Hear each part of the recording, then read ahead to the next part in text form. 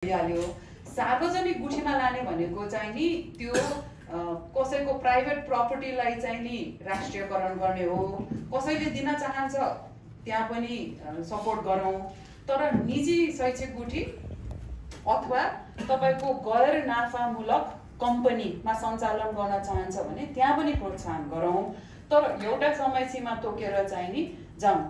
यसमा मैले सभापतिज्यूको ध्यान आकर्षण कहाँ पनि गराएँ भन्दाखेरि धेरैजना सांसदहरूले यसमा संशोधन पनि राख्नु भएको छ।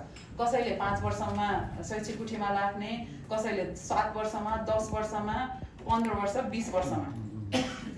15 वर्षको राशनल चाहिँ नि के हो भन्दाखेरि कोही विद्यार्थीले सुरुवात ईसीडी गर्छ भने त्यो विद्यार्थीले त्यो स्कुलमा चाहिँ नि एन्डसम्म जाओस् त्यो सुनिश्चितता गर्नलाई 15 वर्ष एउटा विद्यार्थीको पर्सपेक्टिभबाट। बैंक लोन्सहरू जति पनि भन्छन् त्यो मोस्टली 15 इयर्सको बैंक लोन हुन्छ, त्यो पनि उहाँहरूले फरफारक गर्न समय हुन्छ। र तेस्रो चाहिँ नि यो गरेन भने त हामीले कहिले पनि संविधानको स्पिरिटमा क्याचअप गर्नै नसक्ने भयो। अनि संविधानको स्पिरिटमा क्याचअप गर्नै नसक्ने हो भने संविधानमा किन त्यस्तो लेख्ने त? त्यो त हामीले जनतालाई झुटो बाचा गरेको हुन्छ। त्यसकारण संविधानको व्याख्या सम्मानित सर्वोच्च अदालतले गरिदिइसकेको छ।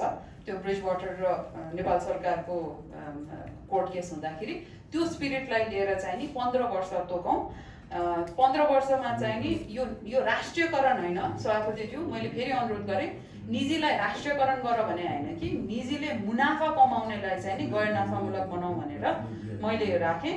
गैर नाफामूलक र लोक कल्याणकारी सेवामूलक संविधानको स्पिरिट पनि यही नै हो। यो चाहिँ हामीले विधेयकमा पनि लेख्नुपर्छ भनेर मैले अनुरोध गरेँ। धन्यवाद।